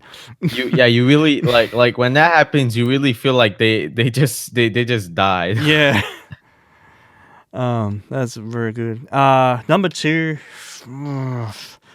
I want to say just choke slam definitely would be my second favorite move. It's just so satisfying. Like just lift them up and down. Yeah. Oh yeah. Speaking of choke slams, remember I think like one of the SmackDown versus Raw games, like when Kane, SmackDown versus Raw games, Kane with the choke slam as his finisher. I remember I forgot what game they actually started to do the sell, but it was literally him, lifting him up, choke slam, and then they literally get slammed inside out. It wasn't like a flat back bump. It was more like they landed on their neck and then just flipped over. You know what I mean? That sell was that's like really perfect too, because like, of course, when you see a choke slam, it's literally someone lifting another person up and just throwing them back down on to the ground. That it hurts, but like something about having someone sell it where like it looks like they just took it, and then they get flipped. They get like flipped backwards. It just seems more brutal. It just looked like they got whiplash out of that, Yeah. Yeah, I really like all right, third favorite move. It's really hard to pick. Definitely Tombstone Pile Driver, and then what would be the fourth one? I don't know. So DDT, choke slam, Tombstone Pile Driver, I guess. Just a power bomb, and I don't know. I just like a plain old suplex as well. Like it's really fun. This is your number one move is a suplex. No, that's my number 5 move. I went from top to bottom. Oh, I don't know. I wait, probably should. what's your top one? What's your top one move? DDT. Like, I don't don't. think. Yeah. Yeah, I just love the move. It's just so quick, gets the job done, looks impressive. Yep. Yep. Um, My top 5 isn't really a top 5. It's just 5 moves I like the most. But like, I Yeah. do have other moves that I really like too. But like, you gave me 5 moves that I like, so I had to think fast because I would really have to go into a lot of explaining and all that stuff as to why I like the move. yeah, I really like the tilt-a-whirl slam as well. I think Test used to do that when he was wrestling. Tilt-a-whirl slam. You mean a pump handle? Like he just like lifts the dude up and spins him around and does like a sit down pin or something like that. Sit down power bomb. I think test finishers was either a power bomb or a pump handle power slam. Yeah, I think If you that's if the you one. if you're referring to the pump handle power slam, then yeah, that's the one that he does. Oh, because I remember JR referring it to it as a tilt-a-whirl. It might have just been like a variation of that. No, I think JR called the move wrong. Yeah, probably. It was probably a pump handle power slam because Yeah. I don't remember him performing So a virtual slam on anyone as a finisher. Well, I've got his 'Cause he was either Wikipedia doing- page up sorry. here, and I can't see his move list. It's weird. It like I like the only moves that I remember that he either does it as a signature or a finisher is a power bomb. Oh, okay. His the his pump finisher handle was power his big slam. boot, I think. Yeah. And also the big boot. Yeah. Some like I guess the both of us are just dudes that like simple yet devastating moves. Like moves that look simple to perform, but they do a lot of damage, basically. Mm. It like simple strikes just looks pretty brutal. And then simple moves like a power bomb or a tombstone or a normal pile driver or a spear, especially a spear on the level of like a Goldberg spear or Rhino Gore. And then something like a clothesline. Oh no! I was right. That was a tilt-a-whirl slam and a really? and a rotation power bomb. I think it is. Yeah, but anyway, it's kind of like the same shit, really. Honestly, like bottom line is that you're slamming someone's back into the mat. Speaking of wrestling moves, remember when Road Dogg used to hump his opponents before he did the pump handle slam? Oh man, that's wow. I was like, oh, I have your arm between your legs, and I'm gonna hump you, and then I'm gonna slam you. I guess at least it's not as graphic as when Viscera used to hump his opponent's doggy Oh style. yeah. Speaking of which, I was watching a playthrough of season mode or SmackDown versus Raw, and then in SmackDown versus Raw 2007, there's one part of the story if you pick a Raw superstar where big world's largest love machine Viscera, Kurt Angle, Lita, and your character and Stephanie McMahon involved, where it was basically Stephanie McMahon, Kurt Angle, and Lita trying to cleanse the WWE from all the sexual stuff. I love how it's just so ironically social commentary with these storylines. Right to Censor and all that, just making fun of everyone that was in. Viscera's finisher when he had the whole world's largest love machine gimmick was literally he slaps his opponent's butt cheeks and then starts humping literally has sex with his opponent in the ring. It's like, I'm on top of you and I'm gonna slap your butt cheeks, and now I'm gonna turn around and gonna slam my cock into your butt. Yeah, I wouldn't have wanted It to was- be on the receiving It's end like of that. I understand that he's the world's largest love machine and he's supposed to be like like sexually attractive to women and everything, but But- he's literally doing it against men.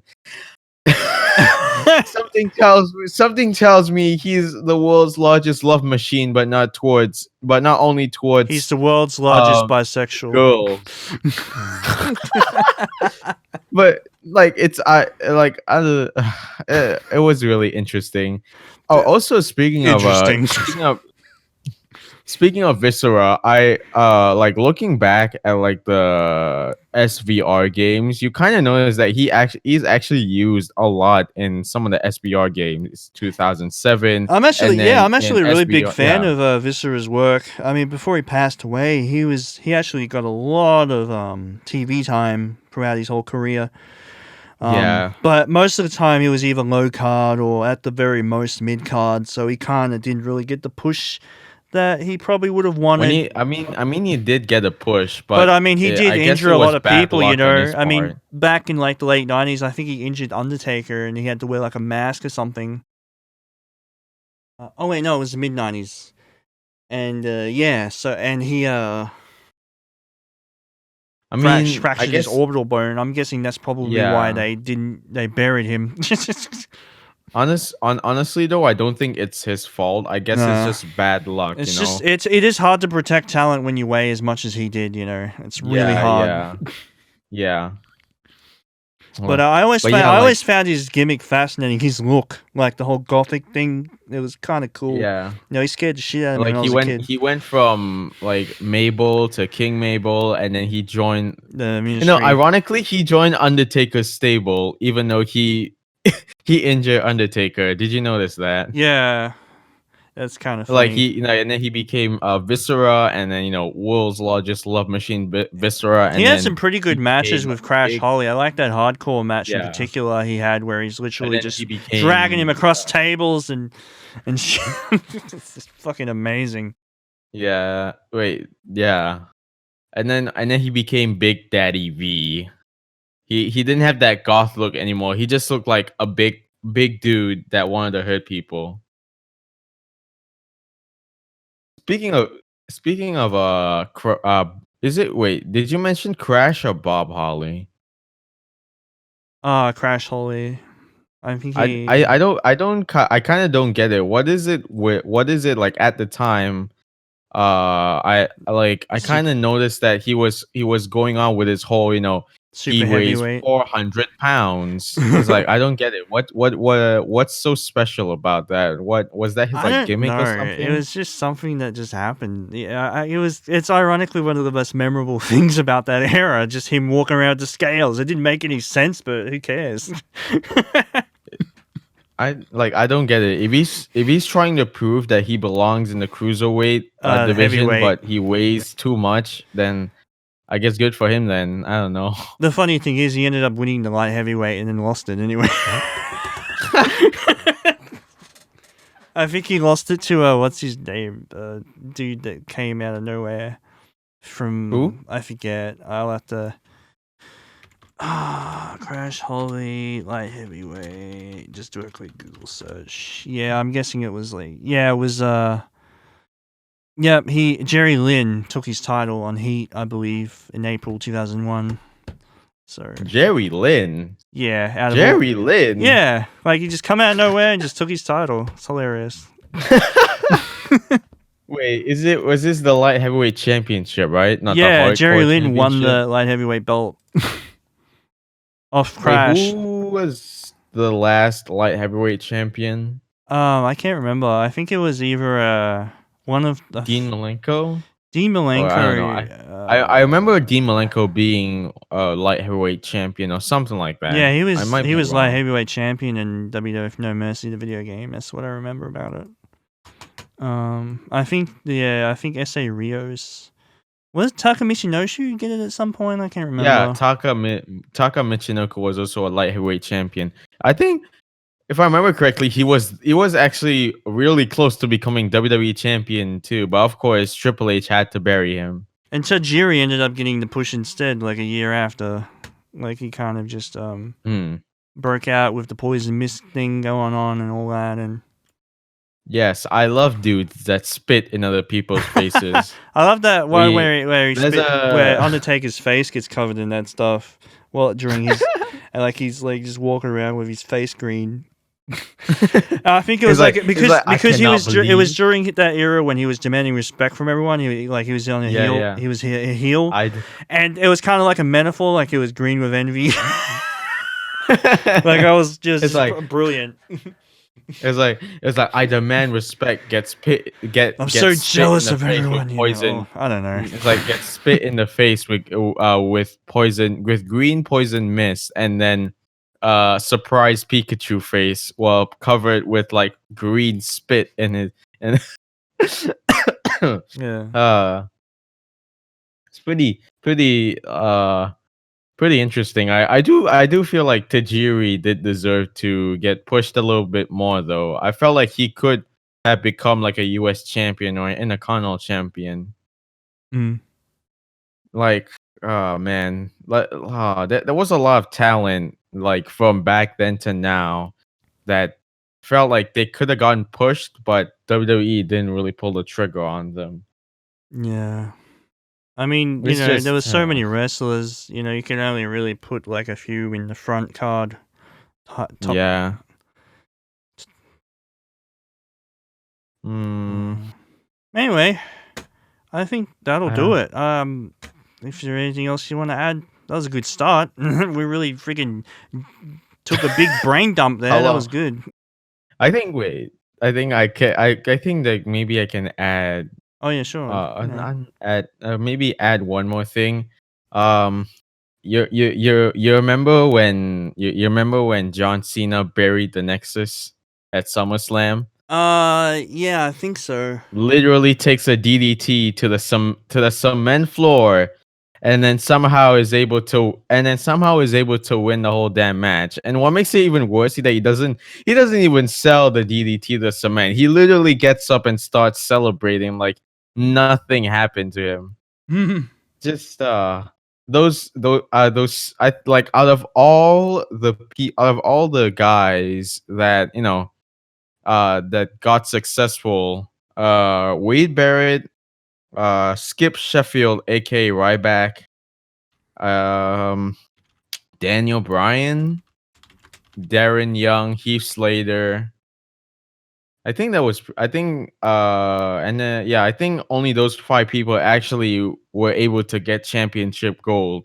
The most successful being Daniel Bryan, who unironically got kicked out of the group Mm.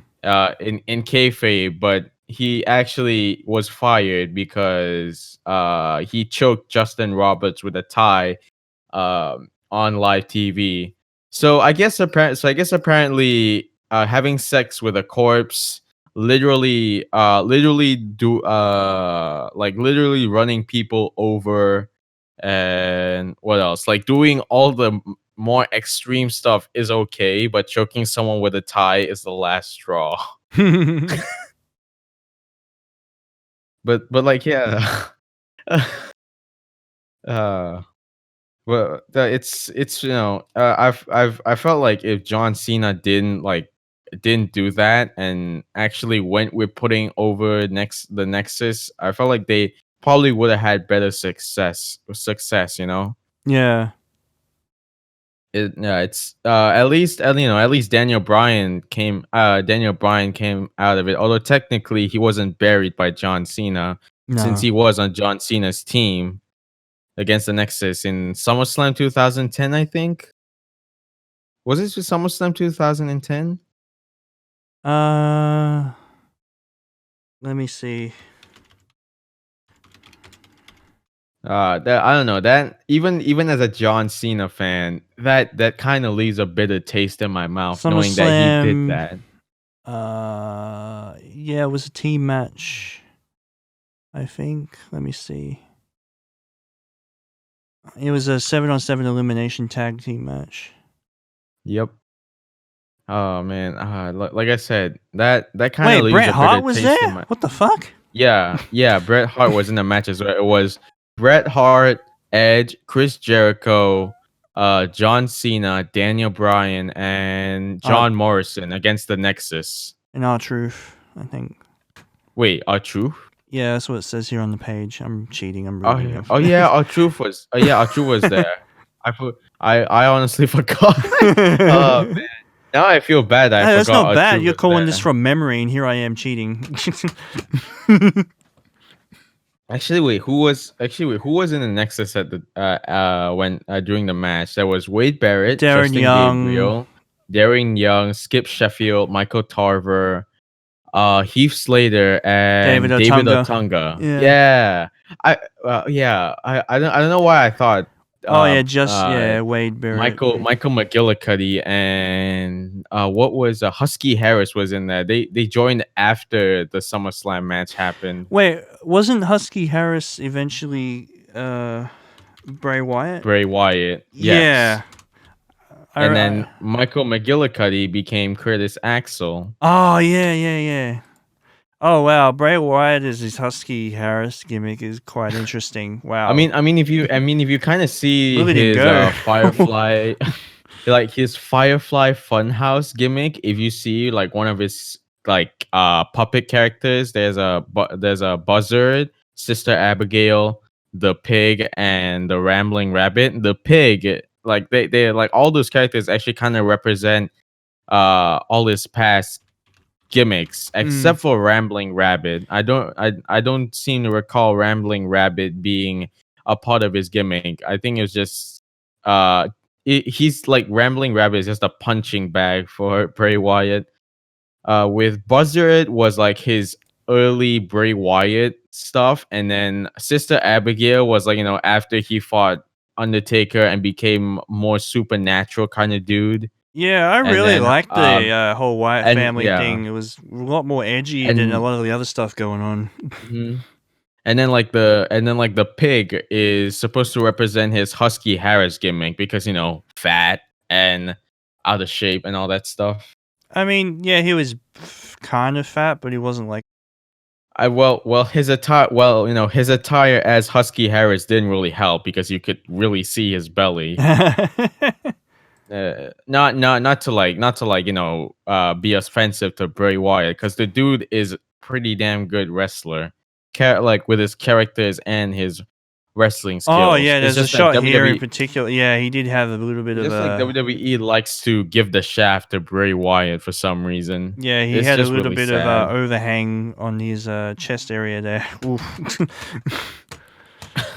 I don't know what that means, but okay. Like his pecs kind of sagged down because of the excess. Oh yeah, fat. yeah. Oh man.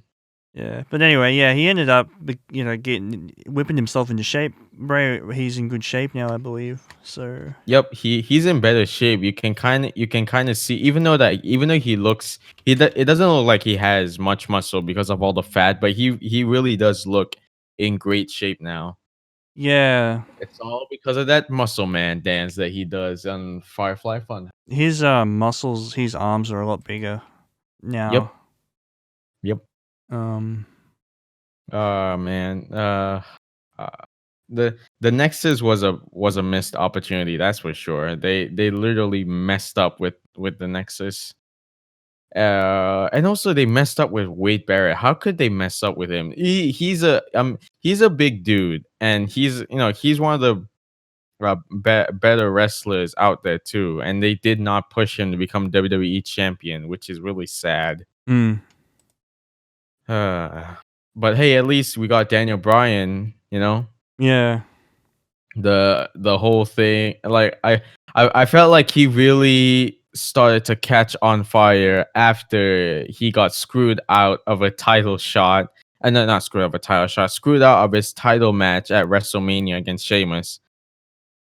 Was it like 8 seconds it took to beat Daniel Bryan for the World Heavyweight Championship? I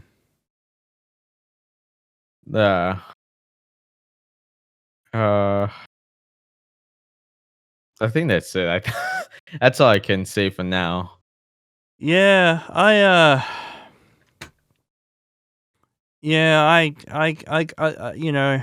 I'm kind of one of those guys that have a lot of nostalgia for the old school stuff, but you know, someone that wrestling has always been a part of my media consumption. I found great joy in watching matches just because I liked the way they would play out, because the Irish whips into the ropes, grapples, the top rope stuff, submission holds. A lot of the wrestling moves are taken from real life, like UFC or boxing or like amateur wrestling uh, sports, and it's just molded into a spectacle exhibition, like just style. And a lot of over time, people have grown to respect pro wrestling as a form of entertainment, because over the years people have done their research, they've looked all this stuff up, they know how everything works now. Back in the day, it was so much easier to write it off as garbage because you didn't know the underlying layers of what made the product so respectable and enjoyable to watch. So much effort got put into writing all the scripts, all the promos, all the who won what, who put who over, who turned face, who turned heel, who was next on the chopping block to get destroyed by the McMahons. What would Stone Cold be doing next? What would Triple H be doing next? What would The Rock be doing next? What would Brock Lesnar be doing next? Paul Heyman. It was the machinations of what makes the product such an enjoyable experience for most people is a parallel to the it factor that the product has. It's just something that people can enjoy watching because it's been a part of pop culture for such a long time that you hear someone say WWE and you're like, oh yeah, man. It's kind of just something that people can just watch and enjoy as a form of entertainment. It's just something that brings people together as well. People can relate to the characters. They get influenced by characters. A lot of people live vicariously through Stone Cold. A lot of people, felt like they were one with The Rock when he was blowing up. But at the end of the day, it's still just people pretending to fight each other. But it was done so well that we were able to suspend disbelief even for a split second to actually get engrossed by it and start to really enjoy it and just forget about the fact that it's all scripted and just take it for what it is. And I think that's the reason why it stayed around for so long and hasn't disappeared, because of the fact that it has mass appeal. It can attract numbers, it can fill seats, sell tickets, even in 2020. And not a lot of sports can say that sort of thing. I mean, look at the NFL right now. Like, there's just nobody there. It's just but like, I don't really watch the NFL. Not really interested. But the raw numbers nowadays, there's not really anything to brag about. I mean, if you look back to the late 90s where it was literally packed to the brim, like you had people like standing on top of each other. Like, I'm not even joking. It was that packed. But nowadays, you can see the empty seats, and they try to hide it with the lighting, which is pretty sneaky. But it's But that's just the way it is. That's just the way it is with the this desensitized youth that are just engrossed by the internet these days. We just sit on our computers and just watch all this shit. We don't bother going to shows anymore. Or the people that do, it is a good experience. I have been to one or two. It's a great experience. It's just not like, I don't know. It's not as engaging as it could have been if I would have attended one back when wrestling was really popping. But people are diehard fans of it, and they're the reason that the brand will stay afloat at the end of the day. It's just if the fans are still interested, if the universe is still interested and engaged in the product, that's when, that's how the WWE will remain dominant. One of the leading promos in wrestling. And I mean, AEW is, they're doing their thing, but like, I have noticed, like when I watched a couple of episodes of Dark or whatever it's called, I watched Dynamite. I did notice the production values not really up to snuff to what WWE had. Even back in the early 2000s. Like the microphones just sound a little it's bit. still a small company. To Yeah, be exactly. sorry, not a small company. It's still starting out. To be fair, so like Yeah. it still has room to improve and everything. Yeah, but I just noticed that it's just not up to snuff. But at the same time, production-wise, it might not be the best thing in the universe, but creatively, I do feel like at the moment it's superior to Raw right now. But Yep. it is what it is, man. I mean, it's nice to have competition because if you're the only big players in town, it gets boring after a while. Eventually, you need some Competition. yeah, like WCW, ECW, WWE, WF stuff that was going on was like making attendance numbers skyrocket for all the promotions, except maybe Yep. for WCW. But there were still people going there. It wasn't like it was dead. So it's interesting how it's managed to survive for so long, but it's not really surprising considering it's got such a mainstream reach. Like, you can turn on your TV now and like you have Raw blaring on a channel nowadays. You got these cartoons they make, like the Scooby-Doo one and Slam City, I think it's called, like stop motion claymation thing they got. It's pretty funny. It came on TV. I don't really like the cartoon stuff, honestly. Yeah, but it made me chuckle when I walked past the lounge room and seen that episode with Kane where he's like cooking stuff or whatever. Oh my god, kind of funny. Not gonna lie. But but here's it's always been targeted. Wrestling was targeted at both kids and adults, but I kind of feel like now it's kind of aimed more towards adults. But that being said, you've got some pretty dark storylines now, so it's like you got to find that sweet spot. You don't want to be too hardcore. I'm not gonna lie, some of the stuff that was done in the Attitude Era, crossed the line. I do feel like it was like some moments where I'm like, yeah, guys, I think that's enough. It's like, the whole, the caskets thing where Paul Bearer sets, Undertaker. Sets Undertaker's dad on fire. Yeah, and quote then have unquote dad. Kane And being chokeslammed slam Undertaker into her mom's coffin with the maggots and stuff inside it. I know it wasn't real worms, but it still made me a little bit. It's not it's not real worms. They look pretty real to me. Yeah, they're real enough. It made me a little bit squeamish when I first saw that. I'm like, oh boy. But yeah, seeing that, it's kind of like, don't need to be doing that. As much as I enjoyed that, but it was a different time back then. They were just going all out, pushing the envelope to see what they could do. And, it ended up catching on, so, whatever. If it works, it works. But, yeah, I don't know if that was worth doing. But, hey, it propelled the product. And eventually it would cause it to be one of the biggest things in the history of everything. So, yeah. And that's the bottom line. Because Matt the Man said so.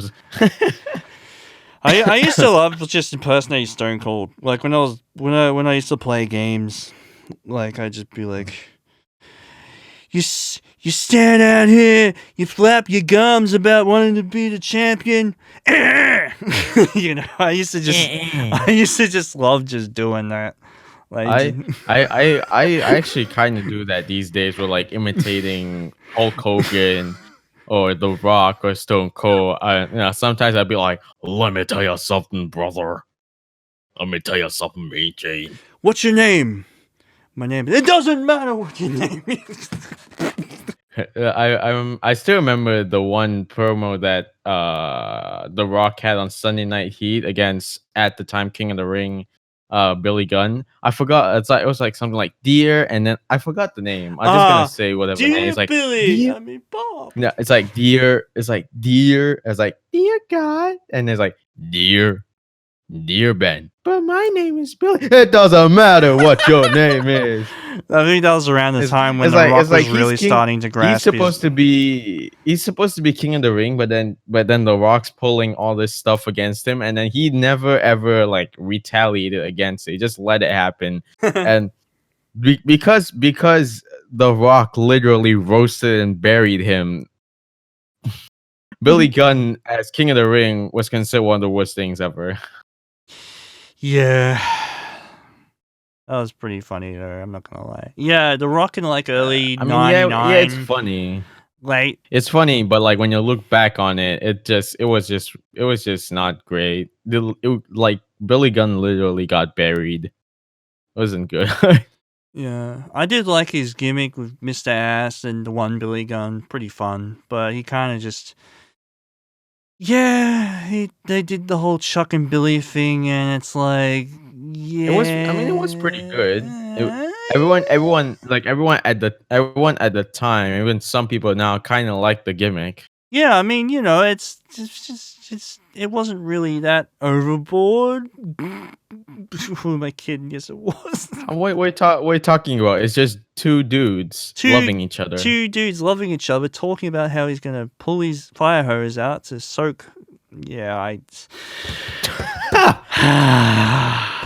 don't remember how that promo went, but it was pretty out there. But pretty spicy. But no, besides that shit, Billy Gunn was really good in the ring. Like he was so energetic. Like he just slammed people, just popped back up again. Like I really like the slams he would do where he would just scoop people up and just in slow motion, just put them down like that. It was so satisfying to look at. Like he was so strong. He was really strong, almost on par with like Kane. But I don't know about that. Kane was pretty monstrous. The dude's pretty buff. Now, so Kane was probably much stronger. Dude, surprisingly. I mean, if you've seen pictures of him from like 2000, 2001, you could see like his triceps poking out of his arm like knives. Like it's just crazy. Yeah, but Kane was literally a monster. Yeah, he could bench press probably more than I weigh. That's for sure. I feel like if he was at his, I feel like if he was at his peak strength, he could have literally choke slam, like literally took a light heavyweight or cruiserweight, try to choke slam them, and then like accidentally ended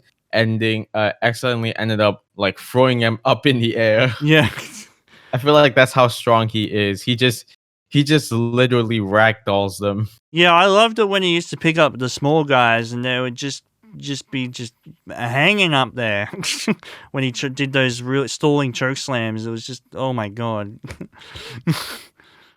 Oh man, to do that with just one arm is quite a feat of strength.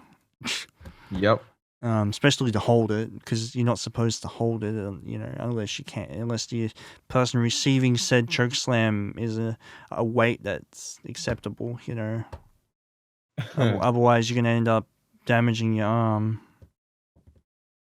But imagine Kane holding someone like Yokozuna in the air. Like no, I think Kane did do it two-handed. Because he would use one hand. He did do two-handed choke slams. Yeah. He would like grab their back with his left hand or whatever. I forget. But yeah, it's like I have you and I have you, and now I choke slam both of you. Choke slams got to be one of the best moves. I mean, shit. Big Show's choke slams were pretty satisfying to look at because you do the and it just right around the neck, and then boom. Like that. It was pretty good. With Kane, he literally threw them into the ground. Big Show is more like he carried them up and then slammed them. Yeah. He slammed them down while going down with them, and I felt like that kind of how to say like in a way that it felt like he had more strength and momentum in in his choke slam and Oh, make it man. look a bit more devastating. Big Show. Even if it doesn't look like he's literally going to whiplash his opponent's Big neck and Show, head. man. He was something else. Specimen. He was quite the specimen. He's definitely something else. I've never seen anyone else turn heel and face this many times. So yeah, I was gonna mention that. I'm like, damn. Like, it seemed like every week he was a heel and a face. Like, he'd just go on and it's off. like you don't even know. Maybe it's like you wake up and it's like you like in your dreams he's a heel, but then you wake up and he's a face, and then you go back to sleep in your dreams he's a face, and then you wake back up and then he's a heel. But I do It's kind of like- feel like he was predominantly a bad guy, I guess. But I do remember him being more of a prick than a good guy, like in the Attitude Era at least. I mean, you could still be a prick and be a face. Because the only times he ever got cheered is when he used to dress up as like wrestlers and shit, and whenever whenever it looked like the odds were stacked against him, like I don't know, I think whenever what's his name? I can't remember. Wasn't it Shane McMahon was fucking with Big Show or whatever, and Shane McMahon feuded with Big Show before? Yeah, and then it led up to the Backlash 2001 where Shane jumped like 50 feet onto Big Show. Oh, man. Yeah. I love the whole how did build I up to that. I forget? love the fairy tale promo where it's like turned around upside down. Big shit. I don't really remember that feud. I do remember Shane McMahon jumping off a scaffolding and like elbowing the heck You know, out that of shit that Shane was doing was already getting him over with the crowd. It was hilarious. It's like, well, no. First of all, he's a McMahon, so McMahons don't really wrestle. But then you see this dude actually putting on a wrestling match. Yeah, the King of the Ring 2001 with Kurt Angle. Wow, what a match! It's like I don't know. It's like the way Shane McMahon portrayed himself. He kind of like took a page out of Mick Foley's book. I definitely. can kind of wrestle, but look at all the spectacle I can do. Oh yeah, hell of a spectacle, especially when you get thrown from a glass window, like what is it, 3 times or whatever it was. Oh, well, you get thrown into it, and then you get thrown through it. It's like Kurt Angle throw me into the glass, gets thrown into the glass, doesn't break, he literally lands on the concrete head first, and then Kurt is like, you know what, let's not do that again, and then Shane is like, you son of a bitch, throw me through that glass. And apparently, I've seen an interview. I've seen the interview when he was describing what's happening. He actually said that he actually lost consciousness during that time. I know, yeah. Also, like after the like they tried the belly the belly suplex with the glass and it didn't break the first time. Vince McMahon apparently was like, stop the damn match, like in the gorilla position, going, trying to tell the referee to stop the match, but of course it went on further. And I think after the match finished, he literally gave Kurt and Shane an earful, Yeah, like, Kurt told Angle them to actually stop. broke his tailbone, I think, as well during the match. And it must have hurt absolute there was a fuck. specific spot. There was a specific spot where I think Shane suplexed him on the ramp or something like that, and that's where he broke his tailbone.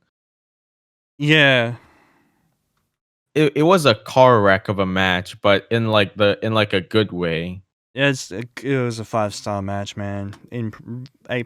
It like literally first time into the glass doesn't break. Second time it breaks, and then the same thing happens on the second glass pane. But this time, instead of going for for another belly suplex, literally throws him into the glass. Man, it's funny because it's technically a botch. 2 botches, but it's what made the match memorable, Yeah. It made the match memorable in a good and a bad way.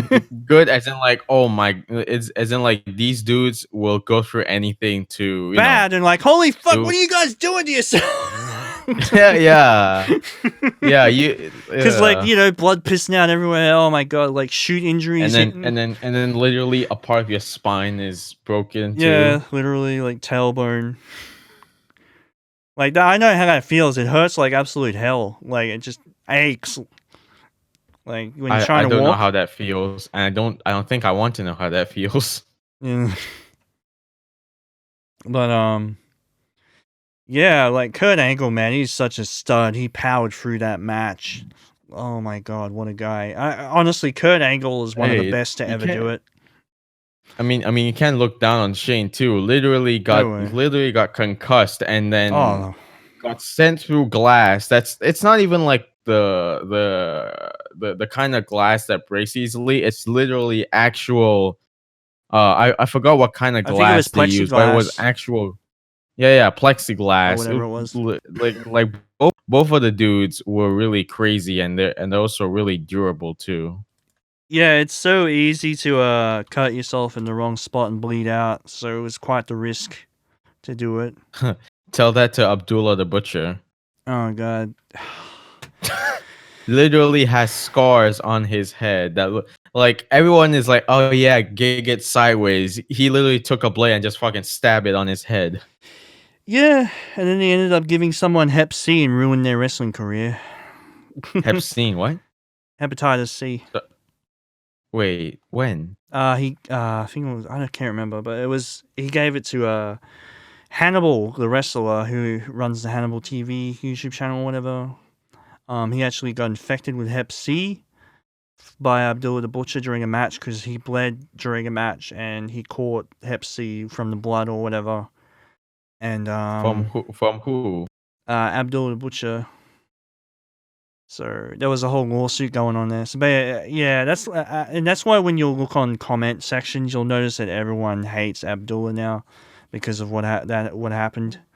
But yeah, I mean, I did enjoy his matches. I still enjoy watching his matches. But yeah, why would you not tell someone that you have Hep C, you know, and then bleed in a match? It's kind of irresponsible. I mean, you know, he's been in the game for such a long time. You think he'd know better. But Yep. When did that happen? I think it was like 2009, 2010. It was during a house show, I think. I can't remember. Between Hannibal and Abdullah. But whatever it was kind of a shitty thing to do. But yeah, if you look up his Hall of Fame, there's a lot of dislikes on there, and that's the reason why. But yeah, I mean, I still like watching his stuff. I really like that when he got electrocuted. That was pretty iconic. And I like the fight with Cactus Jack that he had. I think he was fighting Heavy Metal, whatever his fucking name is, and they go out the back and Abdullah hits the Heavy Metal guy over their head instead of Mick Foley, and then they just duke it out in the freezing cold weather in Topeka. Oh man, the shit that these guys put themselves through, and that match with Al Snow out in the middle of winter, and they're like wearing no shirt, and they're outside wrestling. Oh my god. I tell you what, man, it's rough. It's a rough business. Yeah. But Al Snow was, Al Snow is one of those guys that I truly respect as, like, one of the greats, but he never really achieved much greatness professionally. He was more of a dude that would just be behind the scenes, more or less, and just have his silly little head gimmick, and then he'd go and, like, train UFC or whatever. What does everybody want? Yeah, because him and Steve Blackman were good friends, I think. I think they both trained UFC. I can't remember, but then Al Snow started his wrestling school, and I think he did developmental. I think Albert did developmental for a while as well. So that was pretty cool. Well, what did he call himself after Prince Albert or Albert? I think it was A Train. Yeah. That was a pretty fun gimmick. I like that. Albert was really good in the ring, though. I just love when he used to just whomp people, just like that. Just do that scream. Like, it was just so so good to look at that. I really liked TNA, Test and Albert. They were a good tag team, like very memorable. And Trish Stratus with the cowboy hat and all that shit. Whew. Pretty good chemistry. Like, it's just very memorable. APA. Oh man, like whenever you hear that dun dun dun, you better get your ass out of that fucking building, APA back then was like what the Shield was when they were in the initial run, Yeah, like basically. Bradshaw during his APA era was no joke. Like he was so freaking powerful. Like clothesline from hell, wham. Yeah, I didn't like it when he went all fucking businessman. I kind of feel like that killed his, his vibe. I don't know. It just didn't fit him. It was just really annoying. And when I found out that JBL was a bully, later on, it's kind of like, yeah, I don't know. What he did to the Blue Meanie was kind of uncalled for. But Stevie Richards got his revenge with that nice chair shot, so that was nice.